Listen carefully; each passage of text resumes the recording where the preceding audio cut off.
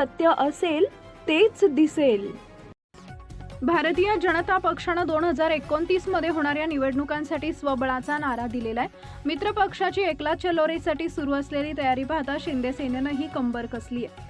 Mission 2029 साठी शिंदे सेनेनं jumbo team जाहीर केली आहे. त्यात श्रीकांत शिंदे यांच्याकडे मोठी जबाबदारी देण्यात आली आहे.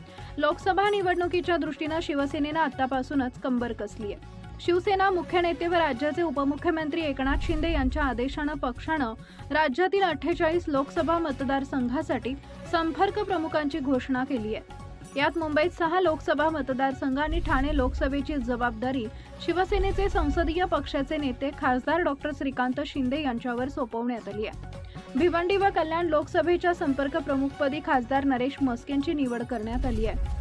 शिवसेनेकडून राज्यातील सर्व लोकसभा मतदारसंघासाठी संपर्क प्रमुखांची घोषणा केली आहे. यात मुंबई उत्तर, मुंबई उत्तर पश्चिम, मुंबई उत्तर मध्य, मुंबई दक्षिण मध्य, ईशान्य मुंबई व दक्षिण मुंबई या मुंबईतील सर्व 6 लोकसभा मतदारसंघाच्या संपर्क प्रमुख पदाची खासदार डॉक्टर श्रीकांत शिंदे यांना जबाबदारी सोपवण्यात आली आहे. खासदार डॉक्टर शिंदेंसोबत मंत्री योगेश कदम, आमदार निलेश राणे, माजी खासदार राहुल शेवाळे यांच्यावर मुंबईच्या लोकसभा मतदारसंघाची जबाबदारी असेल. तसेच ठाणे लोकसभेचे संपर्क प्रमुख पद देखील खासदार डॉक्टर शिंदेंकडे सोपवण्यात आलंय, असं पक्षानं जारी केलेल्या निवेदनात म्हटलंय. महाराष्ट्र भाजपला आता कुबड्यांची गरज नाहीये. 2029 मध्ये भाजप स्वबळावर लढेल आणि सत्तेचं सोपान गाठल, अशी घोषणा मुख्य गृहमंत्री आणि भाजपाचे वरिष्ठ नेते अमित शहांनी केली होती.